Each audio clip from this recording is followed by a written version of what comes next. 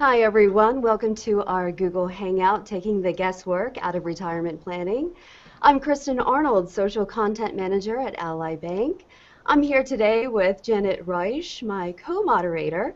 She's a Social Marketing Community Manager for Bankrate.com. Janet, thanks for being my co-pilot today. Thanks for having me, Kristin. Now, before we introduce our panelists, I just want to let everybody know that our discussion today is not meant to provide you with direct financial or investment advice. If you do have any questions related to retirement planning, you should talk to a certified financial planner.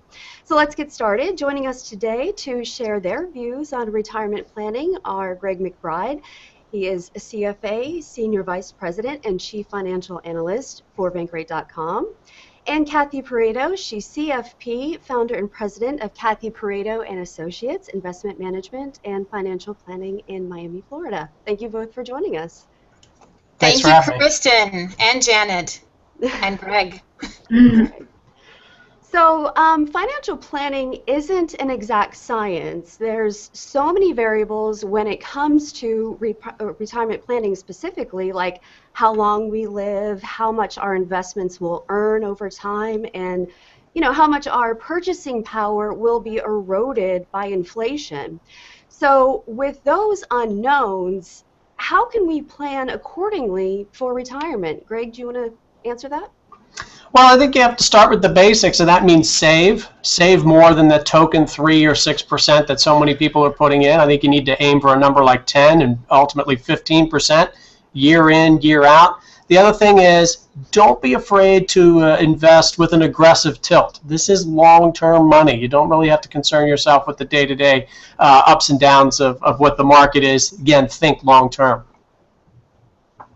Kathy, do you have anything that you want to throw in there about? Oh, yes. Yes, I live and breathe this every day of my life. Retirement planning is a large part of the type of clientele that my practice serves. And just a few nuggets of wisdom that maybe some of the listeners can take away is that, retirement planning is a lifelong process. It's not just a switch that you might flip at, say, age 55. It's something that should begin early on as you get going into your career. And I'm with Greg 1,000% in that, the token match or percentage that most people might do through a 401k is arguably insufficient to cover what our needs are going to be in retirement when you consider the cost of the cost of goods every year gets more expensive. The rate of inflation is at a minimum 3% per year. It's actually been higher in some periods of time.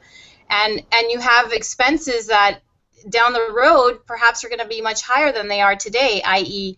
healthcare. So you're going to have to be extremely aggressive, not just perhaps in your investment strategy, and I'm sure we'll talk more about that later, but in your savings, and that's a much higher number than I think most Americans realize. Yeah. So I'm going to jump in and kick it back to Greg. Is there a rule of thumb in knowing how big your retirement nest egg should be, and how do you kind of come up with that number? Well, it depends on the lifestyle that you want to have in retirement, but I would think of it this way. You want to aim to have a nest egg that's 25 times the amount that you plan to withdraw from your savings that first year in retirement.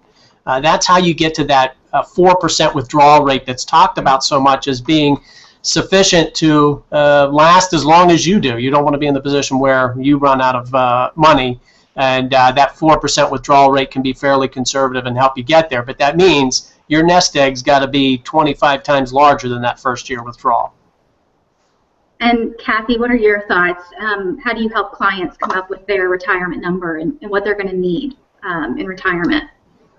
Well, as much as I'd like to believe this is a science, I wish it was just pure science. There's a lot of art form that I think is involved in day-to-day planning for people.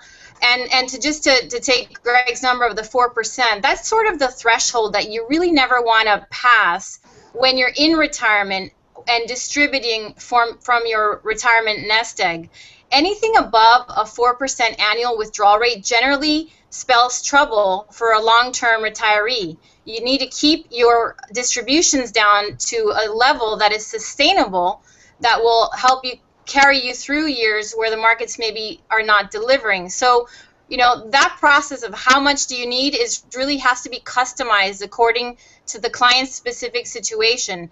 As a planner, we look at things like what other sources of income is that client going to have in retirement. For example, your traditional defined benefit pension plans that a lot of the major corporations, and some of them still have, but many have phased out. So is that a source of income we can count on in retirement? The second would be Social Security. Ha, ha, ha. Is that even going to be around for some of us? And so depending on how old you are, if I'm planning for myself as a 42-year-old woman and doing my own plan, I'm looking at not having Social Security possibly, or taking a very aggressive haircut on the projected benefits that I will allegedly claim at full retirement age, which may be 72 by the time I retire instead of 66. And it's that third piece that you have to make up. It's that three-legged stool of retirement. And it's the third leg that most people have problems with, because that means that the onus is on them to save for themselves, and that's a lot of money, a lot more than people might think. And arguably, many of us don't have some of the other legs of the stool, like, you know, a gold watch and a pension plan when we leave work. All of it will be on us to save. So it's very much customized to what the client's needs are.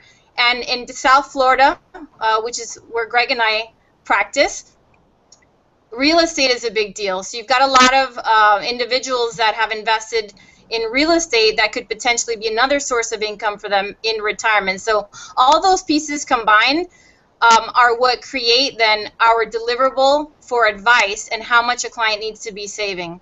But I love Greg's multiple of 25. I think we should shoot for the stars too.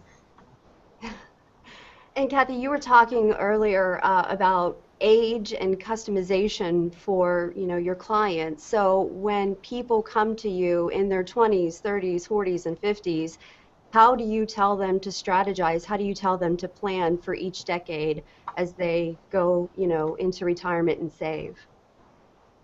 All right, so good question. You see every age group is a different part of the race toward retirement. So the challenge for somebody in their 20s or 30s is that, well, in your 20s, you're probably still paying off student loans from school if you had to put yourself through school like I did. In your 30s, you're getting married and having kids. In your 40s, you're finally coming up for some air and starting to be able to save. In your 50s, you're thinking, holy cow, retirement's around the corner. So every stage is a little different. You know, in your 20s and 30s, you really need to focus on debt management, I would say, and the competing objectives of things like, oh, buying your first house and also participating in your 401k plan. 20s and 30s is one of the demographics where people make a lot of mistakes in that they think retirement is so far out and a thing of the future that they'll never grasp, that they fail to take advantage of time, right? The benefit of time and compounding, one, and two, the ability to save through an employer plan. Unfortunately, there are far too many young people who are not saving anything at all and are leaving free money on the table by not participating in employer plans. So in that demographic, in that age, you know, debt management is essential, and keeping, you know, having some kind of vision or sense of where you want to go and start working at it. In your 50s and 60s, a different, you know, mindset, where you're in your mid-50s in the home stretch for retirement, you're needing to think about things like, am I going to pay off all my debts in time to be retired debt-free? Am I going to have to contemplate working longer? Am I going to have to go ask my boss for a raise for the home stretch for the next 10 years? You know, everything's a little bit different. And you, of course, have to start scaling back, arguably, on the risk of your portfolio as you get close to that last day of work. Greg, what are your insights on strategizing in each decade for retirement? Well, I think Cathy said it very well. It does change over time, and in the 20s and 30s, you have all those competing objectives, as Cathy said. And I think that you really, even with those competing objectives, I would pound the table over the importance of saving. You're going to harness the power of compounding by starting early. And even though you may have student loans, there's, to me, the mistake I see a lot of people make is they delay saving until they get the debt paid off. They delay saving for retirement until they buy the house or get the car paid off.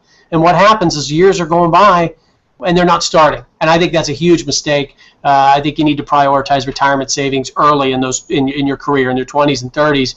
That'll benefit you a lot more as your career goes along. And then by the time you get to your 50s and 60s, you're going to have other factors that have come into play and are starting to become more apparent. Things like healthcare, estate planning. So your needs will change over time. And I think it's important to jumpstart that whole process by saving and saving aggressively as much as you can in your early years.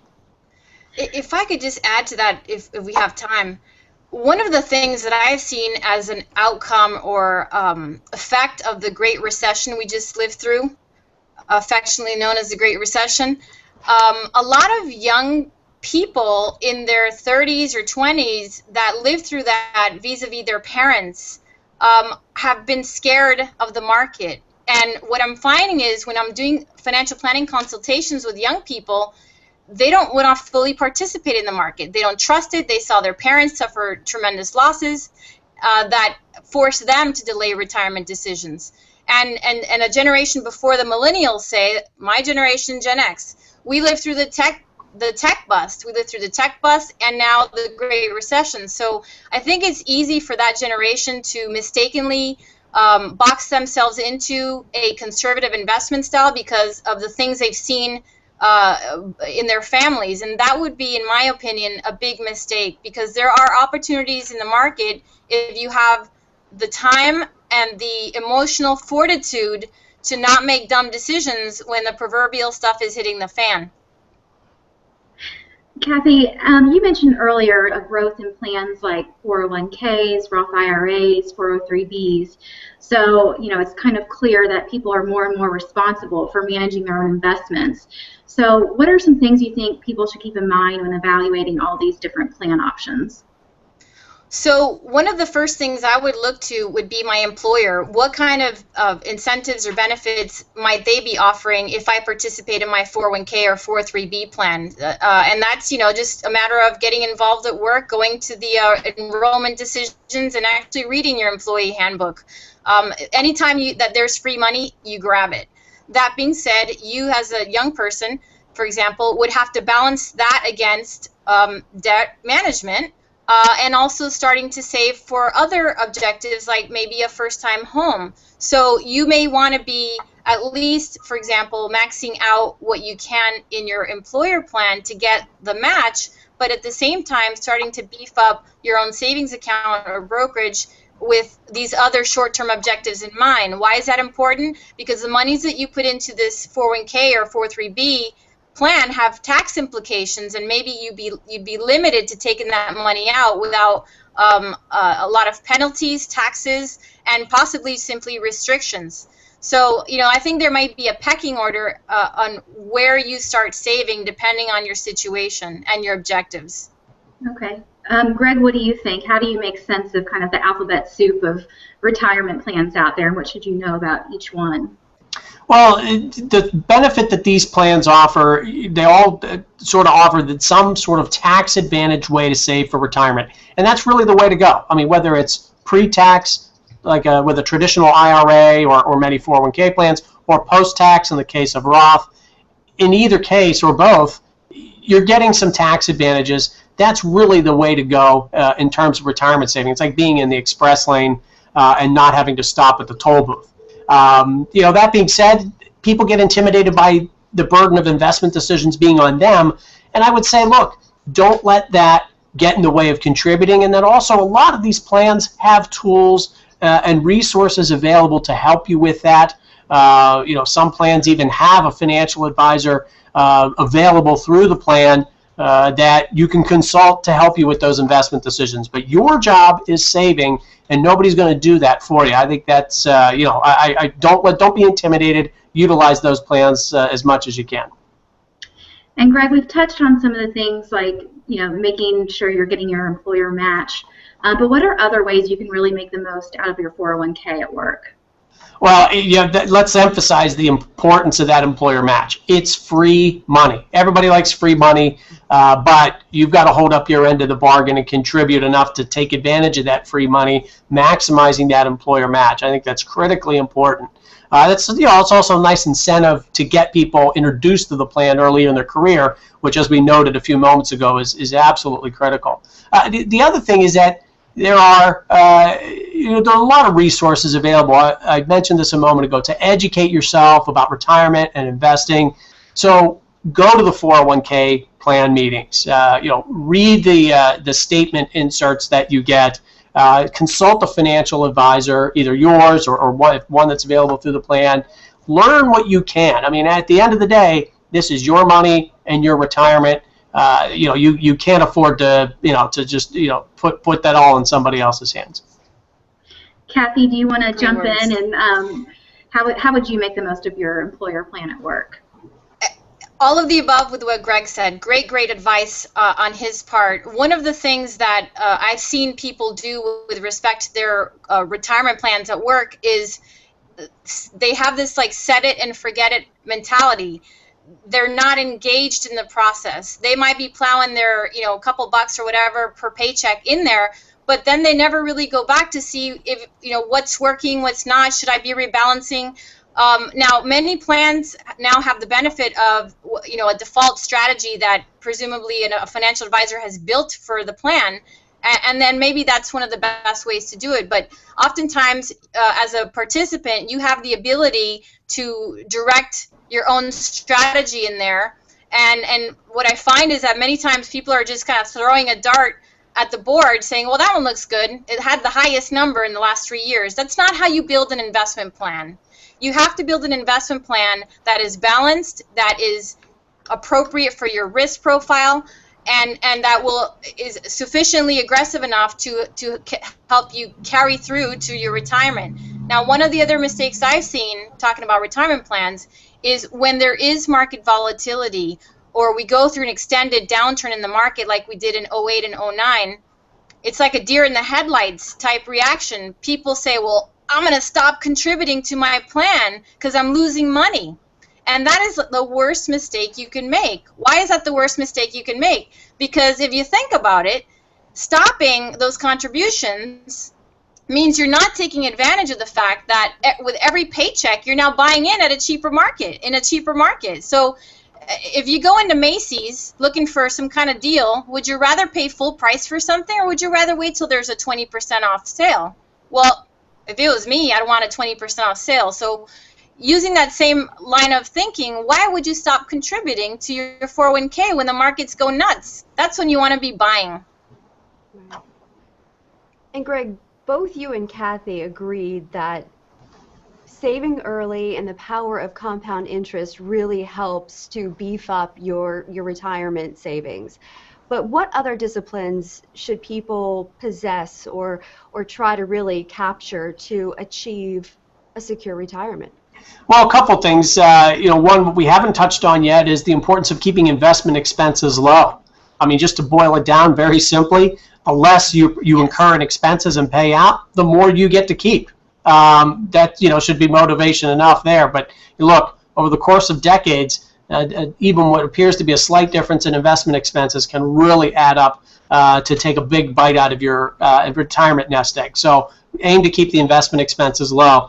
And then, Cathy said this very well a few minutes ago about building a balanced and well-diversified plan that's, taking into account your goals, your risk tolerance, but, in particular, the fact that this is long-term money we're talking about, and not chasing the hot performers. You want to set an appropriate portfolio, and I think the adjustments that you make over time are, more akin to when you're out on the interstate. You're just kind of making subtle steering adjustments. Nothing severe and significant, particularly in those times of market volatility. That's as Cathy said, you want to be buying in. That's when you really want to, buckle your seatbelt and hold on, so that you are not tempted to make a poor decision by bailing and letting volatility scare you out. Short-term volatility can have long-term ramifications if you bail. And Cathy, outside Indeed. of just making sure that you save early and take advantage of, your employer's retirement plan, and just putting as much away as you possibly can, whether you have debt, whether it's student loan or credit card debt, what other disciplines should people keep a mind of? Don't run up your credit cards. Make sure that you're paying off your mortgage. What are some other things that people can take into account when investing in their futures? So that whole notion of saving more sounds really easy, but it's not. Because at least down here in South Florida, you got to look good all the time. I say that facetiously, but the point being that far too many people give greater credence to keeping up with the Joneses or having the newest gadgets or what have you than paying attention to their own financial security. I know, because it's boring, but it's important. And so, I'm one of the big takeaways that I can maybe provide would be you got to pay yourself first. Again, easier said than done, but if you don't systematize it by way of a 401k deferral or a direct contribution to your Roth, it ain't going to happen probably, right? So it's not like you have all this money burning a hole in your checking account. Oh, I'm going to stick it into my investment account. That's not usually how it works. I think systematizing the process is very effective. The fees, very important. We're a huge proponent in our practice of using index funds and ETFs, for example, to maintain not just the investment cost low, but taxes low for any, after-tax brokerage accounts. That's a huge drag on performance. The other is the dangers of being too emotional in investing can sabotage the best savings plan you could ever imagine, because people make really poor decisions when they make decisions in haste and in nervousness because of market reactions. You have to keep a long-term vision. Why are you doing this? A 2-year blip in the market does not destroy a 30-year plan. One other factor that I wanted to bring up was not to be overly conservative. I touched on it earlier when we were talking about demographics. Oftentimes people say, well, I just can't risk losing my money. But sometimes that very risk of not wanting to lose your money is a risk, because being too conservative means you may have to extend your retirement. You may maybe have to consider spending less in retirement. So it has to be a balance of all of these different factors. That's my 2 cents. Greg, it seems like retirement planning can be as simple or as complicated as you want to make it. So for just the average person that wants to, beef up their retirement account, what would you say are the most essential factors to take into consideration and to focus on? Well, particularly as you age and get closer to retirement, you're going to have, I think, a greater sense of what lifestyle do you want in retirement. What other goals do you have? Is there a legacy that you want to leave? Do you want to leave money to your kids or other charitable causes after you're gone? What are the family odds of longevity in your family? I mean, what are the odds that you may live to 95 or even 100 years of age? Is there anybody else, whether aging parent or even your own kids, that you may have to support, even for just a period of time, during those retirement years? I think all of those are considerations that come into play in terms of determining 2 things: how much you need to accumulate for retirement, and then, of course, how long that money has to last. And Cathy, what do you think? What are some of the most important factors to take into consideration when you're doing your retirement planning? Well, I think realistically speaking, some people think that they might be spending less in retirement than during their working years. I hear the rules of thumbs thrown around that kind of disturb me, like, oh, you live on 70% or 80%. Not really. If you really are keeping a budget, and I strongly suggest, that would be another important tip. Keep a budget and stick to it. When you look at your expenses, projected expenses in retirement, I'll bet you they're pretty darn close to what you're spending now while you're working, give or take, commuting expenses to and from work. You need to think about things like healthcare, which may be significantly more than what you're paying today. So people, I think, incorrectly assume that their expenses will be less, and so they're banking on a lower number, which means they may not be saving enough or retiring too early. The reality is, I think most people retire on their full budget, if you will. And to Greg's point, you know, a lot of the families we work with want to leave some kind of legacy for a child or a grandchild, whether that's paying for their college education or giving them a down payment for their first home. If you haven't thought about that well in advance, you may not have enough to be able to do all that. So that has to be baked into the equation before, not during retirement, because it can have a you know, deteriorating effect on your plan that you thought was secure. And Cathy, when people are approaching retirement, what do you see as their biggest obstacle or the biggest hurdle that's kind of keeping them from leaving their full-time job? Fear. You know, that might not be the answer you're expecting, but I have a few clients who I know have enough for retirement. I know what their budgets look like. I know that they will make it, but they fear that unknown, that not having a paycheck, or they fear, quite frankly, the loss of social circles, a sense of identity. People, you know, when people talk about retirement, it's of course always around numbers and money, but we forget that our work environment is part of our identity. What are you going to do every day? I ask questions to my pre-retirees, well, how are you going to fill your time? And sometimes I get a blank stare coming back at me. And so, you know, I think that that is an important part of the conversation in your own head, in your critical thinking. Fear, both at, you know, the loss of those networks, and fear that you may not have enough to make it happen. Some of those fears are quite legitimate, though, because, you know, the average American has not saved enough for their retirement and are looking at bleaker futures down the road, sadly. And Greg, what do you think? What's your take on what's standing in the way of people and their retirement?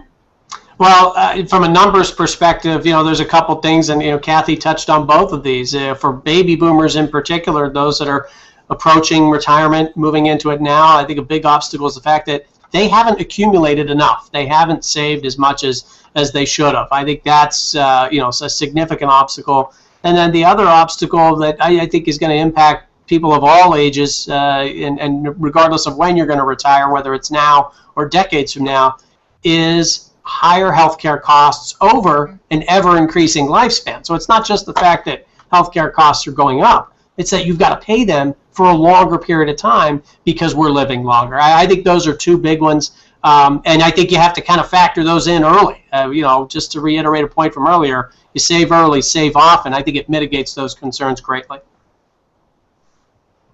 And, you know, none of us can predict the future. If we all had a crystal ball, that maybe would be really nice, so we could better save for retirement. And so, since we can't predict the future, we have to somehow sort of try to save for the future. And of course, we know that the cost of living will obviously go up, but we just don't know how much. So how can people plan their retirement savings around future costs? Well, we've been spoiled by low inflation for much of the last 25 years, and I don't think we're going to get that lucky in the next 25 years. I think if, you know, I mean, even a modestly higher rate of inflation, you look at something like, say, 5 or 6%, that's enough to cut your buying power in half in a 12 to 14-year period. Now, think about the impact that has on your nest egg or your income stream, you know, over the course of a retirement that might be 25, 30 years or even more. So, you know, I think when you're from an investment perspective, you need to invest. We said earlier, with an aggressive tilt, but even in retirement, you know, you can't afford to just be hunkered down in very conservative investments, because even a low rate of inflation is going to eat you alive over a period of years. I think you need to have investments that are indexed to inflation, that have the potential for increasing cash flows like dividend-paying stocks, things like that, and maintain a diversified portfolio. Cathy, your thoughts? Amen. I'm shaking my head over here saying amen, brother, because think about now the current interest rate climate. We're talking about, economic policy, Federal Reserve. At some point this century, they're going to have to start raising rates. I say that again facetiously. At some point in the near term, the reality is that the Fed cannot keep interest rates this low. And so that's going to have a negative implication potentially on bonds. And so what do retirees generally want to do? They want to pile into cash and bonds because it's deemed to be safe. You need some horsepower in your portfolio to at least help you keep up with the cost of living. And that cost of living, historically speaking, yes, it's been subdued recently, but if you look at the CPI, the Consumer Price Index, measured inflation from 1975 to 2013, it was close to 3.9. And so you need to at least be making that just to keep buying the same dollar Coke or whatever it costs out of a vending machine these days. And you don't do that with cash and bonds. You need equities, you need stocks in there, you need real estate, you need to have a diverse mix of assets and not be too conservative because your plan will blow up. And notwithstanding, my friends at Ally Bank have wonderful savings accounts and CDs and such. Retirees need to also have stuff in the market working for them to grow, to keep up with that inflation threat. And both of you mentioned healthcare costs. They're high now, so we can expect them to only be higher in the future. Again, do we, open a second retirement account solely for healthcare? How much do we plan for that? And, from what I hear, it's quite a lot. How much do we put aside just for healthcare cost alone as we retire or grow older? Fair question. I'm not sure how to answer it in dollar terms, but it has to be a line item in the budget that maybe is more than 100% of your living expenses today. If your living expenses today are, I'm just going to throw this out there, $80,000 a year, maybe you add another $10,000 for healthcare and support. I don't know the number. I think that's going to vary by situation and by geography, of course, but is a real threat. We might be working till we're 105. Geez, that's depressing. Which is, it's great that we have conversations like this so people can take action early. Sorry, Greg, you were about to say something. No, I absolutely agree. I think saving more is part of that component. But even things like delaying Social Security, looking at annuities that have cost of living adjustments. We talked about from an investment standpoint the fact that, as Cathy said, you need real estate in there, real estate investment trusts, dividend-paying stocks, preferred stocks, these type of things that offer some diversification, offer some protection from inflation, and yet can protect that income stream and the buying power of it when you're in retirement. Not that each and every one of those things I just listed is going to be right for everybody, but I think they're considerations, the type of things that need to be on the table. Here's another thing I don't think we've really touched on, but I'm putting my CFP hat on here. We've talked a lot about investing in retirement, but part of a comprehensive financial plan is looking at things like risk management, things like, geez, I'm in my mid-40s. Should I consider getting a long-term care policy as part of my health care planning solution when I'm older? That's something I personally am doing now in my early 20s, 40s, because that's the reality. We cannot count necessarily, at least I don't want to count on my child to take care of me when I can't take care of myself. And so there's also the cost of support, of physically helping somebody, and there are solutions for that that one can budget into their daily living expense. The earlier the better, probably. And when should people take advantage of those policies? The earlier the better, you said. So what are the policies? What monthly or yearly cost are we looking at for long-term care policies? So I should tell you right from the get-go, I'm not an insurance expert. I don't even have an insurance license. But as a CFP, we look at all facets of planning. I'm generally healthy. I was able to secure, I think, a reasonably aggressive policy for $140 a month for myself and my partner. Not, that to me is affordable. It may not be affordable to everybody, but I also got, a lot of bells and whistles on my policy. It's doable, but you have to sacrifice certain things to be able to accommodate those other risk management techniques. So I may not, I may sacrifice a nice dinner out in Miami or South Beach one day a month. And sacrifice seems to be the theme. If you really want to have a secure retirement, you have to think about what you sacrifice now to have what you need, and certainly what you might want later. Sure. Sure. I mean, I'm giving you goofy examples, but I'm giving them to you because maybe somebody can relate. I have an almost a 2-year-old son, and I'm a young professional with competing objectives. I'm planning for my own retirement.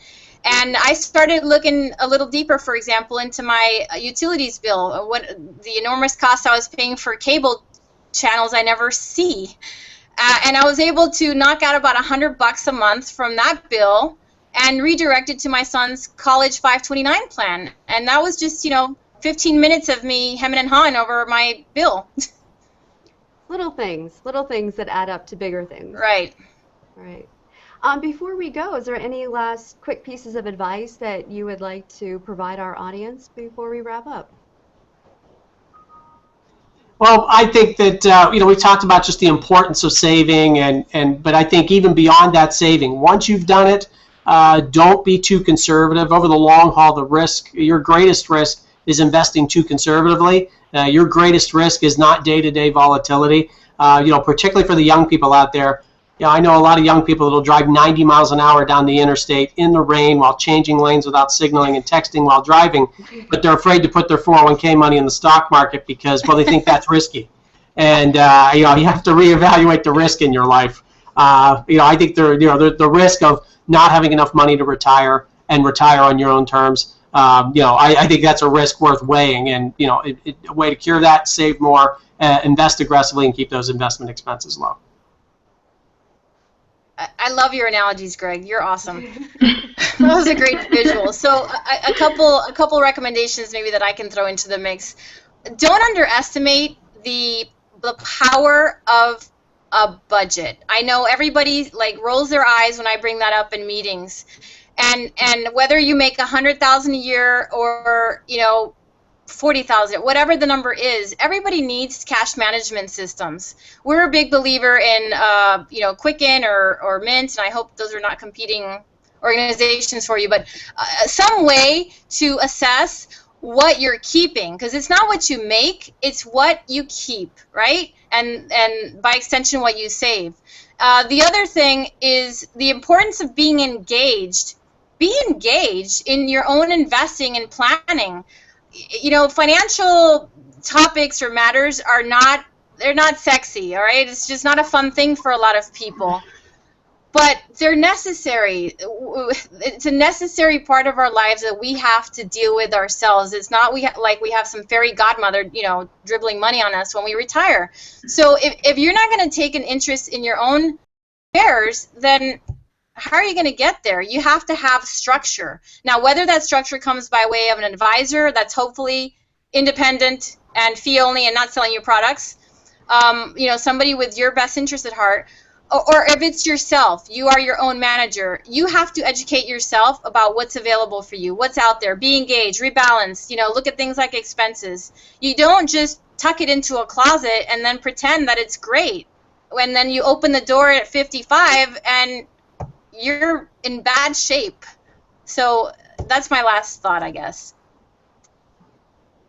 Well, I would just want to thank everybody for joining us today, Cathy and Greg, and of course my co-pilot, Janet. It's helped me tremendously to kind of estimate and plan and prepare for retirement, and I hope it's helped our audience today. As Greg mentioned before, knowing what you want to do in retirement will help shape your retirement savings. And while finances don't have to totally shape your retirement vision, they do play a major role. So for some inspiration on what you can discover in retirement, you can visit the Ally Bank Discovering Retirement page. And if you have missed a portion of this Hangout or just want to watch it again, you can just visit the Ally Bank channel on YouTube. Thanks everybody again, and that's going to do it for us today. Thanks for joining us, and hope to see you next time. Bye.